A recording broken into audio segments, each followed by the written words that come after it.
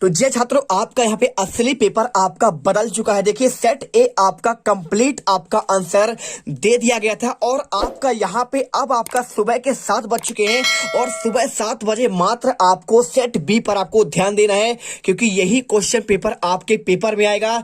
देखिए, गोली की रफ्तार से देखिए, एक एक क्वेश्चन रट लीजिए। यदि आप आज के पेपर में टॉप करना चाहते हैं, सेट बी का मैंने आपको, देखिए ए तो पूरा कंप्लीट हो चुका है, कोई दिक्कत नहीं, पूरा आपके 16 क्वेश्चन आपका रेडी है और इसके बाद सेट बी कर लीजिए और टेंशन खत्म भाई साहब। आप यहाँ पे पार्ट 2 आपका लेके आ चुका हूं, टॉप करोगे, पूरे 75 में से 75 नंबर लेके आओगे। गोली की रफ्तार से देखो, एक एक क्वेश्चन रेडी कर लो। देखिए, सेक्शन ए का आंसर मैंने आपको यहाँ पे दे दिया था और इसके बाद देखिए सेक्शन ए के बाद आपका यहाँ पे पूरे आंसर इनके हो गए हैं। यदि आपने इनका आंसर नहीं देखा है तो एक बार आप अच्छे से इनके आंसर देख लो। देखो, सभी के आंसर आपके ऑलरेडी यहाँ पे लगे हुए हैं। इसका आंसर, पहले का आंसर आपका यहाँ पे पहला होगा और इसका आंसर बी का आंसर आपका यहाँ पे दूसरा होगा और तीसरा का आंसर देखिए सी नंबर का आंसर आपका यहाँ पे तीसरा है और आपका यहाँ पे देखिए डी नंबर का आंसर आपका पहला है, इंपॉर्टेंट आप डिसिप्लिन है, और इसके बाद ई का आंसर आपका यहाँ पे डिस्ट्रॉयड है। ठीक है, तो आपको यहाँ पे फटाफट इनके आंसर एक बार देख लेने हैं। इसके बाद आपका यहाँ पे क्वेश्चन 2 आपका आ रहा था, पैसेज आपका ये भी है, कल्पना चावला के बारे में दिया गया है। ये एक एस्ट्रोनॉट है, यानी अंतरिक्ष यात्री थे, इसी के बारे में पूरा क्वेश्चन है। अगर इनकी आंसर की बात की जाए तो पहले क्वेश्चन का आपका यहाँ पे आंसर जो है, Kalpana Chawla school was at, आपका पहले का करनाल होगा। दूसरे क्वेश्चन का आंसर ये क्या थे, एक एस्ट्रोनॉट थे। और सी नंबर स्पॉन्सरिंग आपका मेन क्या होता है, कंट्रीब्यूटिंग होता है। और आपका डी नंबर का क्वेश्चन का आंसर आपको यहाँ पे देखिए यहां से लेकर आपका यहां तक होता है। और इसके बाद देखिए यहाँ पे नासा का विजिट किए थे और आपका कौन कौन विजिट किए थे, गिवर्ड फर्म प्रोसेस। देखिए, आपको गेटिंग एडवांटेज का आपका यहाँ पे मीनिंग बताना है, सेम मीनिंग तो आपका यहाँ पे बेनिफिटेड होगा। और इसके बाद सेक्शन बी का आंसर देखिए, आपको इसमें दिया गया था सुटेबल टाइटल और आपका इसमें नोट्स देना था, तो इसका आंसर आपको मैंने ऑलरेडी आपको दे दिया है। साथ में आपका यहाँ पे देखिए बुक बैंक का आपको आंसर मैंने दे दिया है और आपका यहाँ पे देखिए congratulation on his success in examination, आपका मैंने इसका भी आंसर यहाँ पे दे दिया है। और इसके साथ क्वेश्चन 5वें का आंसर मैंने आपको यहाँ पे ऐसे करवा दिया है और साथ में आपको यहाँ पे क्वेश्चन नंबर 6 यहाँ पे पैराग्राफ आपका राइटिंग करवा दिया। सेक्शन आपका सी से देखेंगे और फटाफट इनके आंसर करेंगे। चलिए, तो देखिए यहाँ पे आपका सबसे पहले दिया गया है, fill in the blank choosing the correct alternative given the bracket any 5 करना है आपको। देखिए लिखा है Mount Everest is dash dash highest peak, तो ए एंदा का आपका यूज क्या होगा। देखिए, जब भी आपका बात करें माउंट एवरेस्ट, दुनिया में आपका एक ही है, सबसे ऊंचा पर्वत की बात कर रहा है, तो सबसे ऊंचा पर्वत के साथ हमेशा आपका यहाँ पे दा का यूज होगा। जो आपका यूनिक होगा, सन होगा, या फिर कोई आपका होली आपका धार्मिक ग्रंथ होगा, या फिर आपका कोई नदी होगा, ऐसे सबके साथ आप यहाँ पे दा का यूज करेंगे।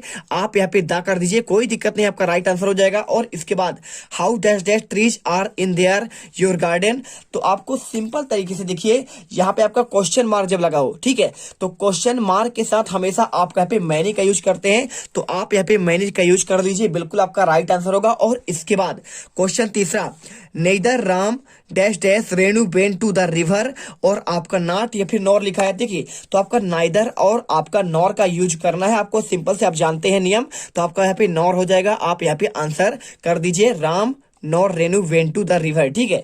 चलिए, इसके बाद क्वेश्चन चौथा, my sister slept dash dash 7 o'clock, अब सिंस टिल और वाई। देखिए, जब भी आपका पे ओ क्लॉक यानी आपका समय की बात करें, तो समय के साथ आप सिंपल तरीके से यहाँ पे आप, चलिए इसके बाद क्वेश्चन लिखा है आपका, जो इसका आंसर होगा, देखिए सिंस स्टिल और वाई लिखा है, तो 7 o'clock आपका जो लिखा हुआ है, मेरी सिस्टर कितने टाइम सो जाती है, समय की बात कर रहा है, तो आपका 7 यानी 7 बजे सो जाती है। तो आप यहाँ पे आंसर जो है इसमें आपका बाई का आपका यूज होगा, तो आप राइट आंसर वाई 7 o'clock की बात कर रहा है। और ही रिकवर्ड डैश डैश इलनेस, तो देखिए आपको यहाँ पे आंसर ना तो आप कर रहे हैं ना तो आपको यहाँ पे बीट करना है, आपको फ्रॉम आपको यहाँ पे आंसर कर देना है। इसके बाद देखिए dash dash dog seldom bite, तो आपको यहाँ पे बार्किंग करना है, क्या करना है, बार्किंग सेल्डम बाइट, ठीक है।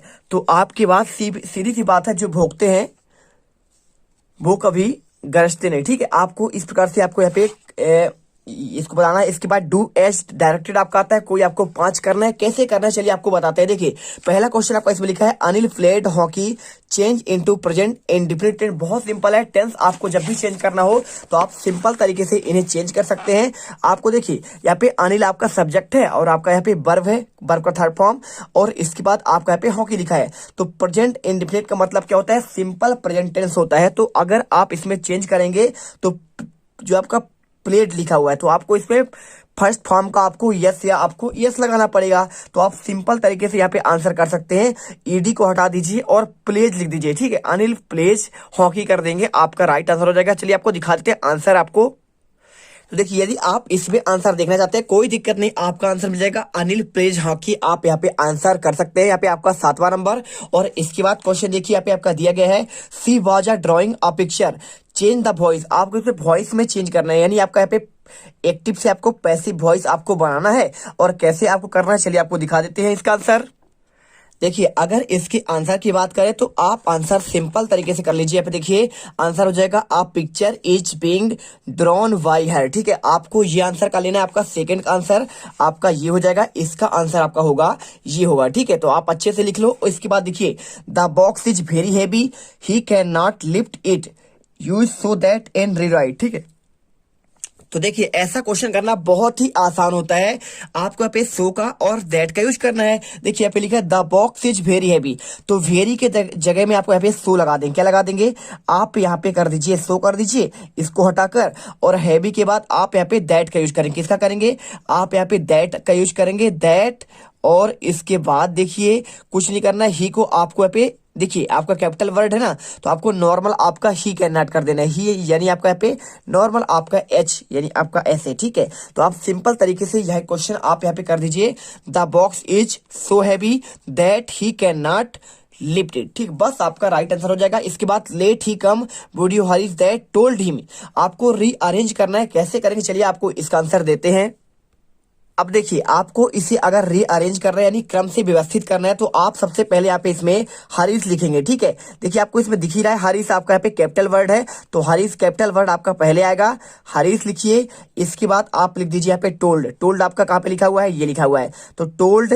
इसके बाद आपको यहाँ पे लिखना है मी, और मी के बाद आपका यहाँ पे दैट का यूज करना पड़ेगा, और दैट के बाद ही वुड, ये देखिए वुड आपका लिखा हुआ है, और वुड के बाद आपको यहाँ पे कम लेट, कम आप यहाँ पे लिखा हुआ है कम, और इसके बाद आप यहाँ पे लेट आप लिख देंगे सबसे पहला वाला वर्ड आपका यहाँ पे। ये देखिए पूरा आपका यहाँ पे रीअरेंज हो गया है, Harish told me that he would come late, ठीक है। तो आपको इस प्रकार से आपको आंसर करना है। और यदि आप इसका आंसर देखना चाहते हैं तो आप ये देख लीजिए, इसका प्रॉपर आपका answer Harish told me that he would come late, आपका आंसर मिल जाएगा। और इसके बाद क्वेश्चन 5वां, Shreya does her homework change into negative.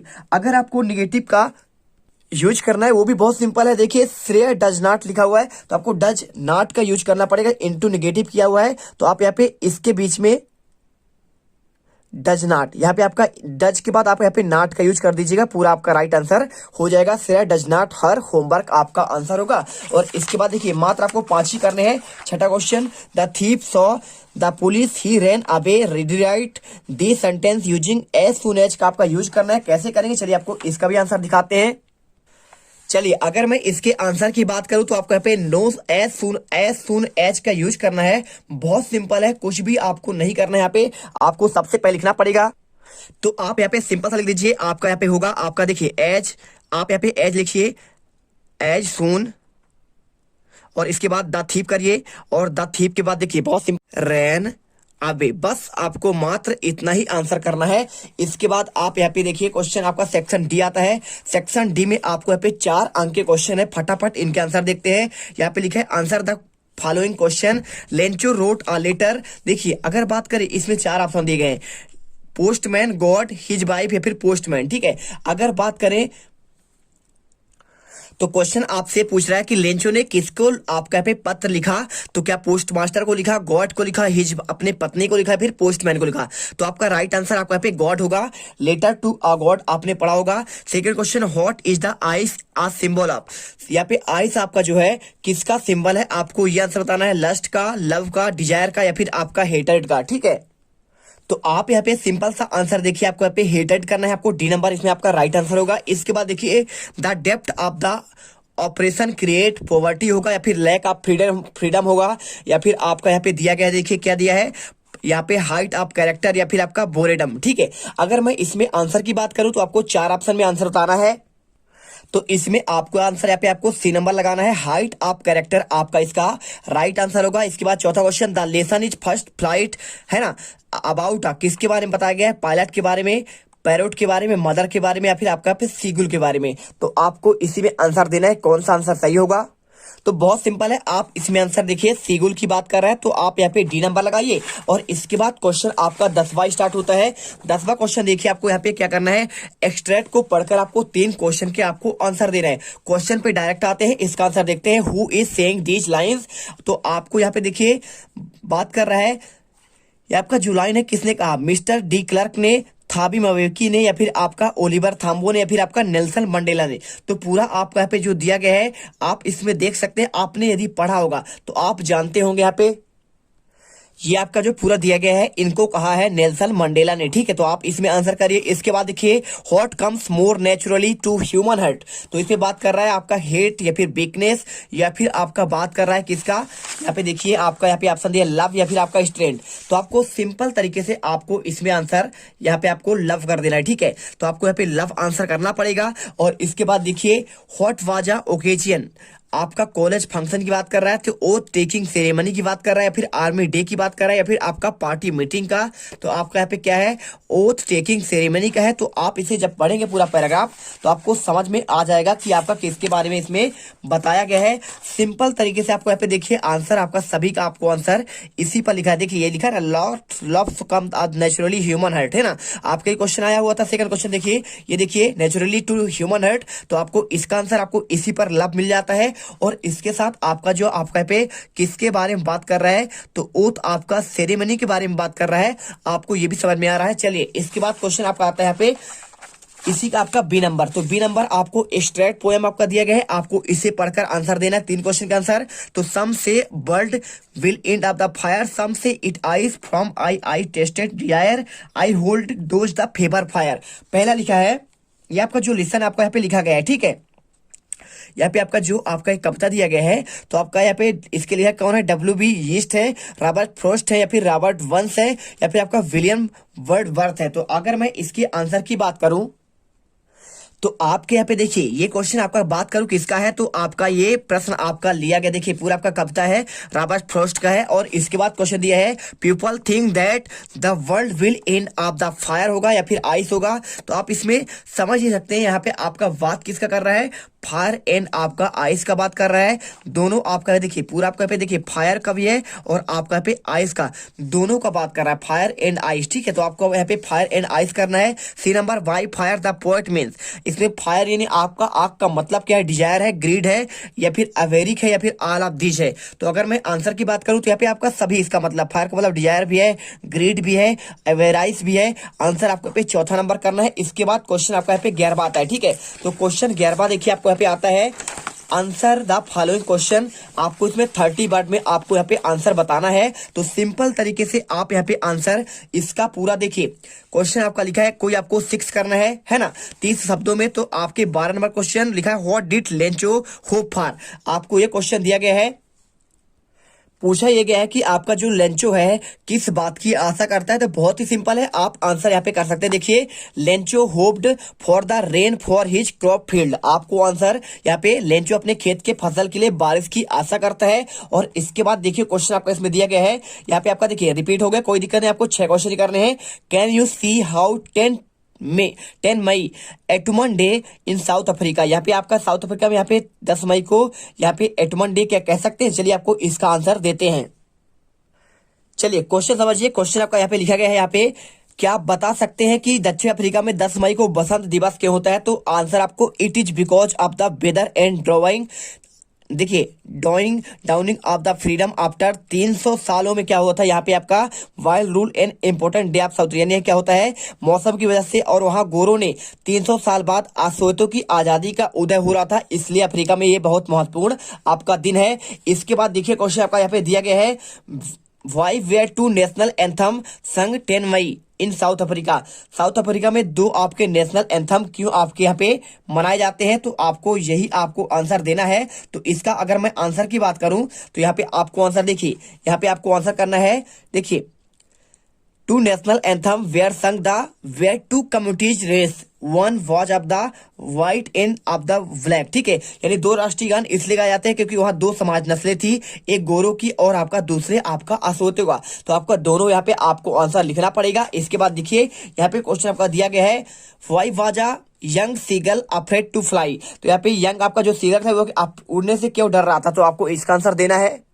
तो देखिए, आपका इसके आंसर की बात करूं तो आपको द फर्स्ट फ्लाइट से इसका आपका क्वेश्चन है, वाई सीगल यंग सीगल, तो यानी छोटा सीगल उड़ने से क्यों डरता है, तो answer the young seagull was afraid to fly, he want hesitant to take his first flight. यानी छोटा सीगल उड़ान भरने डरता है, वह उड़ान भरने में हिचक रहा था क्योंकि उसकी पहली उड़ान थी। ठीक है, आप आंसर कर दीजिए। और इसके बाद देखिए क्वेश्चन आपका यहाँ पे छठा क्वेश्चन आपका यहाँ पे दिया गया है, I take the risk, what the risk, why does the narrator take it. आपको इसका आंसर बताना है।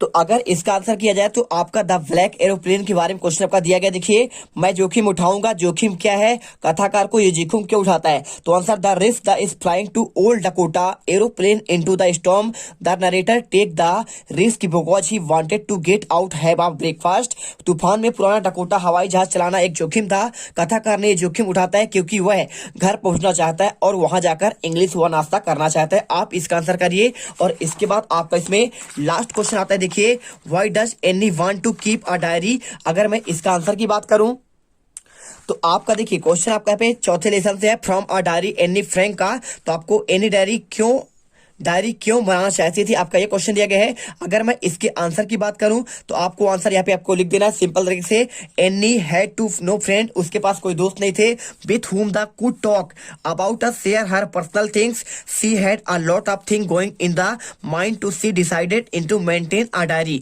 एन का कोई मित्र नहीं थे जिससे वह बात कर सके, अपने मन की कोई बात साझा कर सके, उसके मस्तिष्क में बहुत से विचार बात चलते थे, इसलिए वह अपना डायरी बनाना चाहती थी। तो आप आंसर इनको कर लीजिएगा। ठीक है, चलिए आप यहाँ पे सेकंड क्वेश्चन में आप देख सकते हैं यहाँ पे, why does the Anne things she could confident more diary than a people. यानी एन को क्यों लगता था कि वह लोग ज्यादा डायरी पर भरोसा कर सकती है। तो आपको देखिए आंसर यहाँ पे लिखा है, एन के कोई मित्र नहीं थे जो उनकी बातों को धैर्यपूर्वक सुनते, इसलिए उसने लोगों से ज्यादा डायरी पर भरोसा किया और उसे लगता था कि लोग कागज पर यहाँ पे आपका धैर्य आपका होता है। तो आप यहाँ पे देखिए वार्षिक एग्जाम के लिए बहुत इंपॉर्टेंट है, तो आप अच्छे से पढ़िए। देखिए, आपको मैंने क्वेश्चन 11 तक का कंप्लीट आंसर दे दिया। क्वेश्चन 12वें से आंसर आपको नेक्स्ट पार्ट में दूंगा, क्वेश्चन 12वां 13वां और यहाँ पे 14वां और 15वां 16वां का। तो आपको नेक्स्ट आपका वीडियो अभी आपका आएगा, प्रॉपर आपको आंसर मिलते हैं नेक्स्ट वीडियो पर। जय हिंद, जय भारत। वीडियो दिल से आपका अच्छा लगे लाइक करिए, सब्सक्राइब करिए।